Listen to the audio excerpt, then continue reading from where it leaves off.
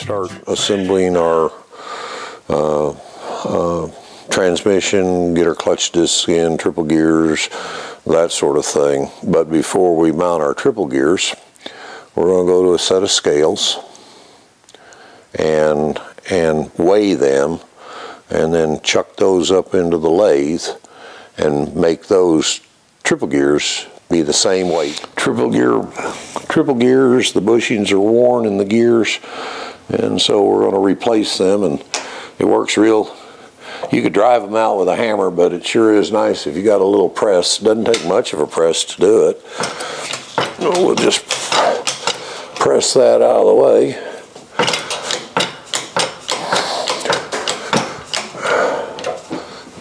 There we go. There we go.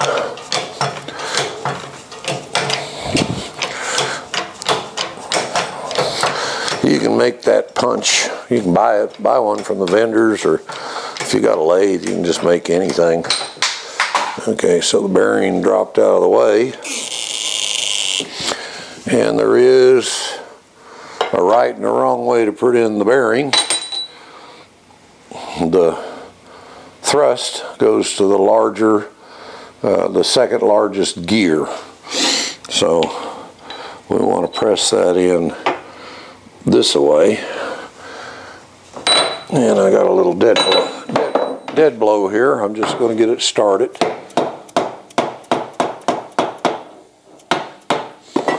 And then our same tool goes back in.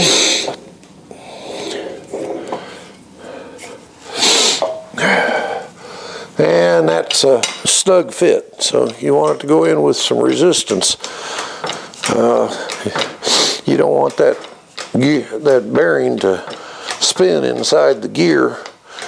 And for the most part, what I see there is there hadn't been enough clearance cut. You can see where it's sloughing off some brass around it as it's pressing in. It's pressing in with a bunch of good resistance. But if you don't get that clearance set up right, it'll seize to the triple gear pin, and you just take it down to home, and that's it. If you don't get enough clearance cut in there, it will seize on the bearing. And another thing you're concerned about is you got to have clearance on thrust clearance. In other words, the thrust has to extend above the gear, and that's probably a pretty bad thing to show it, but there's 25 thousandths or so worth of clearance on that thrust. So we'll go in here now and ream this out to size and fit it to our triple gear pin. We'll do that to the other two. So I'm fortunate in that I have a regular Ford. This happens to have a Ford number on it. It's probably made by Stevens. There were a lot of tools that were made for the repair shops, repair departments. There's a couple of ways to do this. One, if you're really anal, you can chuck this up and center up off the teeth in your lathe and line bore it. I don't find that that's really necessary, but and I'm not removing a whole bunch of material, and this reamer does have a taper on it, so it tends to pilot itself through. And I'll run that down and then turn it over the other direction and go through the other way.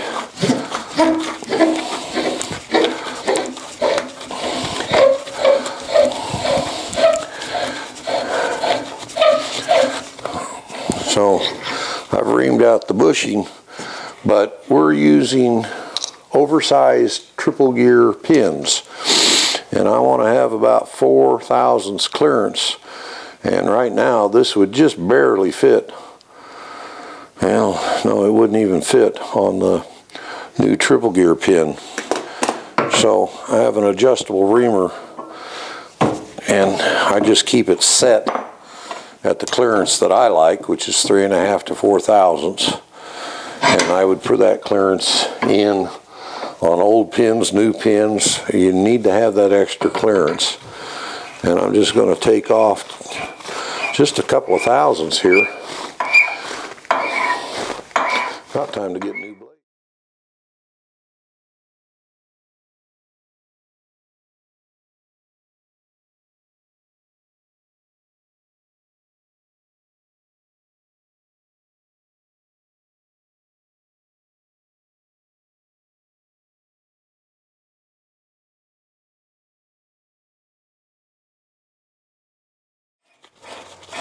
And let's see where we are.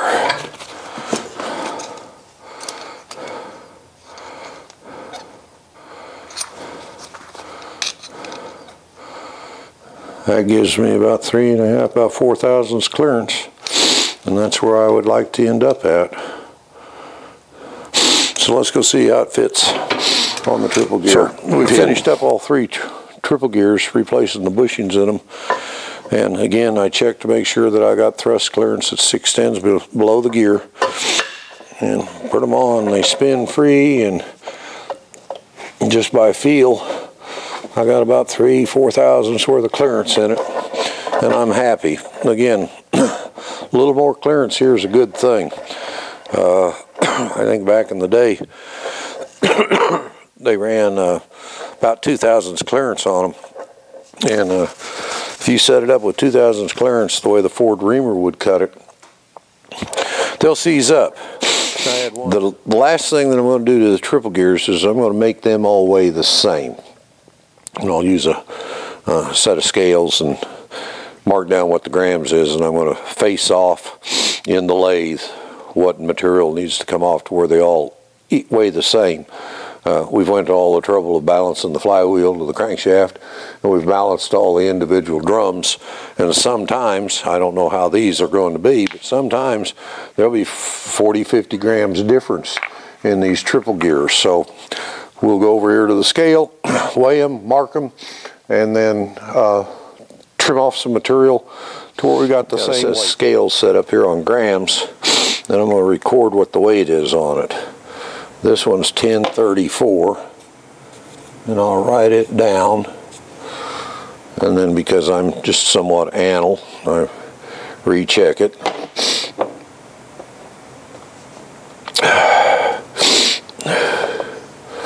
That one's 1044.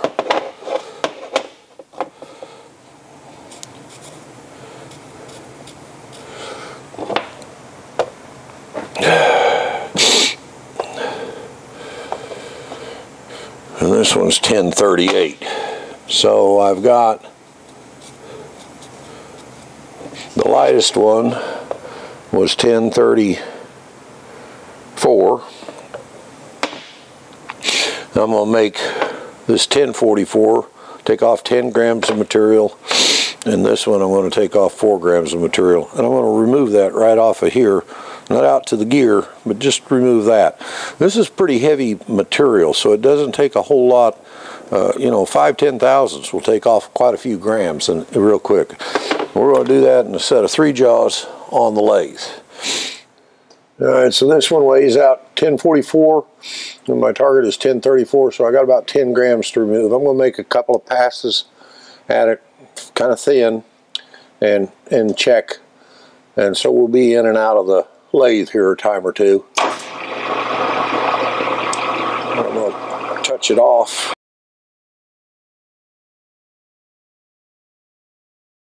And I'm just touching it. And I'm not going to go out beyond the gear. I'm not going to cut that part of it off. I'm going to stop inside the gear. Like I said, this is pretty heavy material. Pretty dense, I guess is the word I'm looking for. And it doesn't take a whole lot to get it off, to get grams to come off.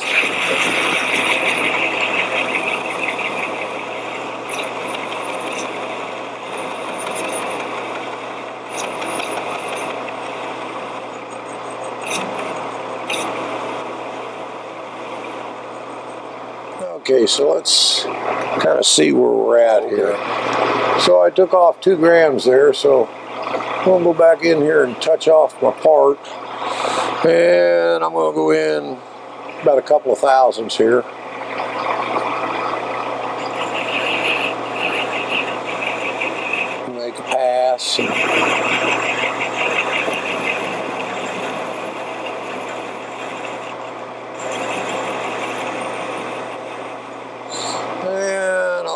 So this was our gear that weighed 1044.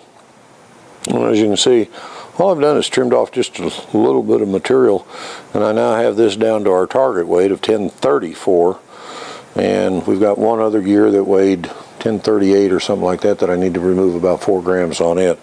So we'll do that to the other heavy gear, and we'll have 3 gears that all weigh the same.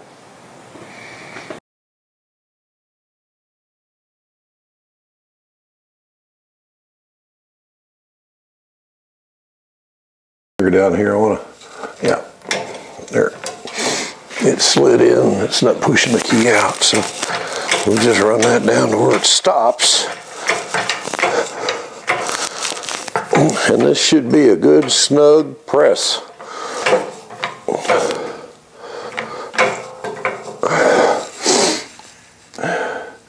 And I'm down. We're going to install our field coil, and it's always aggravating when you forget to put the inside oil line in it.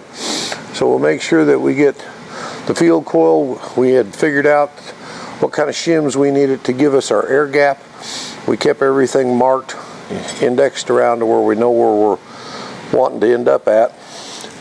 And so we're going to put our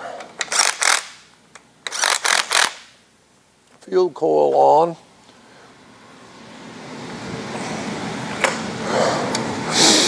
And 20-25 pounds is plenty.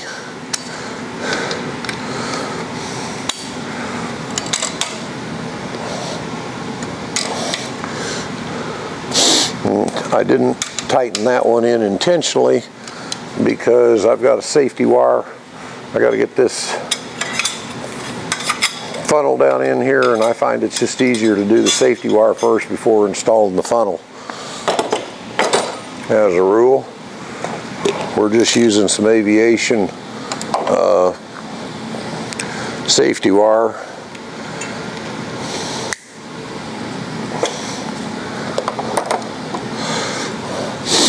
And there is a proper procedure. You want the wire to be wrapped in a direction so if the nut bolt tries to come unloose, it's pulling against the wire. So that's kind of standard operation mode there. And I'll loop it over, and then I've got to get that ran around to my other bolt, and sometimes that'll interfere with the cam sticking out a little bit, and so we'll see how we do here. These are just they use this safety wire a lot in aviation, other industries too, but these just make a nice job. My first attempt to put the safety wire in it the way I had it ran, when I got the oil tube in it, it was pushing it against the cam. So I've put a thin washer under it, which changes where the hole for the wire, safety wire to go through. And so we'll see if I help myself here or if I hurt myself.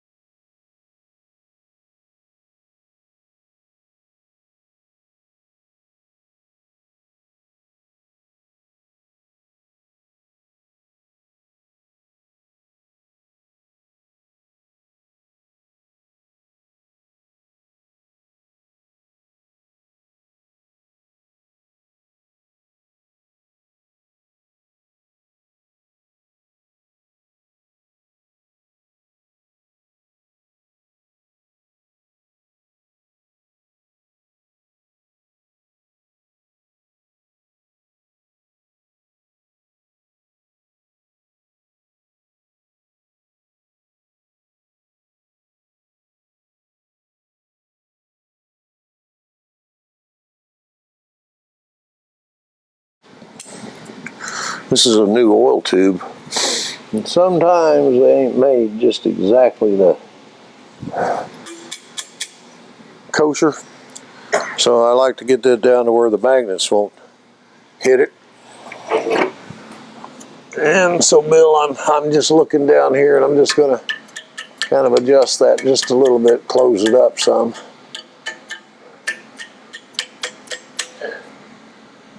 And that looks pretty good. We'll know more about it when we put the flywheel on it, just to make sure, but we don't want it to rub. So we'll put our main shaft and our flywheel up next, and we've indexed that to where we know where it goes.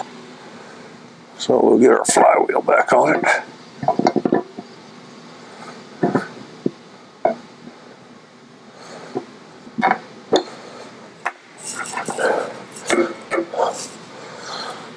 And reinstall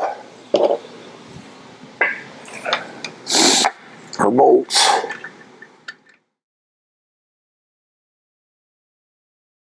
If we're happy, we'll start building the transmission. Put the triple gears on, separate the drive plate and brake drum that we've got, build the drums up for the drive gear on the transmission. Okay, so and we've reinstalled the flywheel, torqued it down,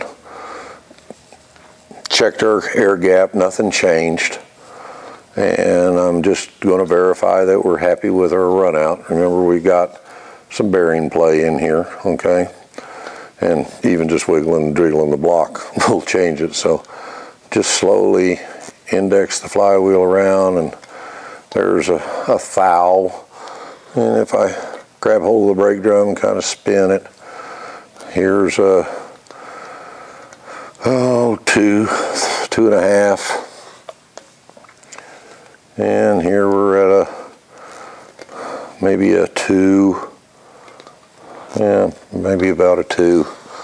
And so what I've got here is a very happy, very little run out at the fourth main, and that's what we're concerned about. That will let the fourth main live happy.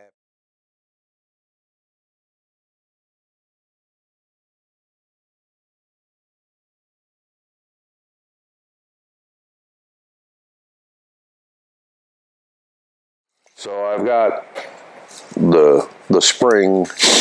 This is a new spring, so it should read 105 pounds or a little more.